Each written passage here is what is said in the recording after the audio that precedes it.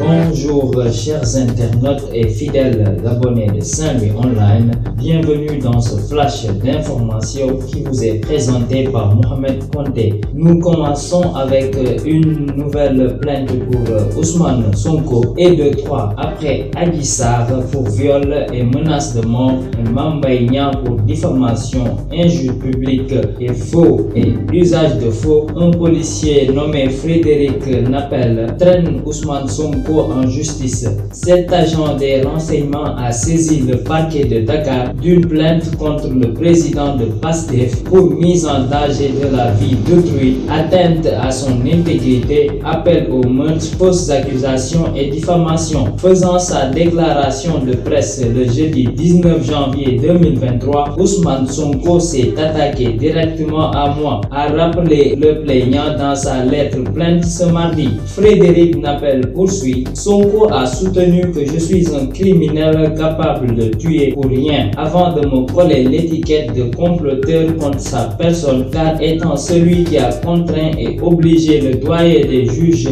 Oumar Maham Diallo à l'envoyer devant la chambre criminelle. Et pour terminer, il me qualifie de taupe, de traître de la nation, car ayant transmis des informations classées confidentielles et hautement sensibles à ses amis et militants.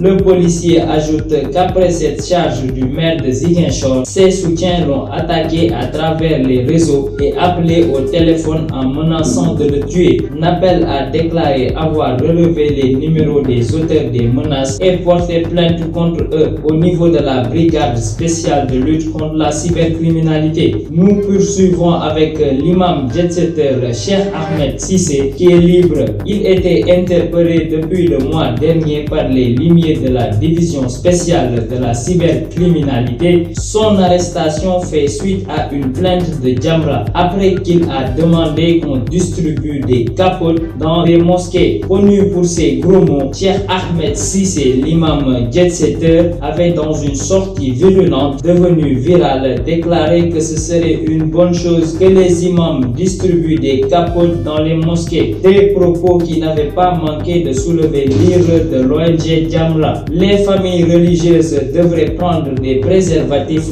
pour les distribuer dans les mosquées. Chaque vendredi, les imams devraient parler de ce thème. Le but de la mosquée est de montrer le droit chemin aux croyants. Le plus important dans notre religion après la prière, c'est d'avoir des rapports intimes. La particularité de la mosquée est qu'il n'y a que d'hommes. Ainsi, de la même manière que des responsables des mosquées font le tour des fidèles pour récupérer les aumônes et offrandes, de cette même façon, ils doivent le faire pour leur distribuer des capotes, avait-il déclaré. Nous terminons avec un camion chargé de bâches qui a fini sa course contre le mur du parc de Anne. Selon les témoins, le conducteur a préféré enfoncer la clôture en face de lui que de poursuivre sa course. Après l'accident, le chauffeur en question a signifié aux responsables du centre que les freins du véhicule ont lâché lors de la descente de la piste montagneuse. Puisque poursuit le conducteur, le camion chargé qui a pris départ vers le siège du quotidien Le Soleil a rencontré des difficultés. Convoqué ce matin, le propriétaire du camion a demandé aux responsables du centre de lui laisser le soin de réparer les dégâts. Une demande qui sera acceptée par les responsables étant donné qu'aucune perte en vie humaine n'est à déplorer. Voilà, c'était tout pour ce flash. Restez connectés au programme de Saint-Louis Online. Continuez à liker et à vous abonner. D'ici là, portez-vous bien.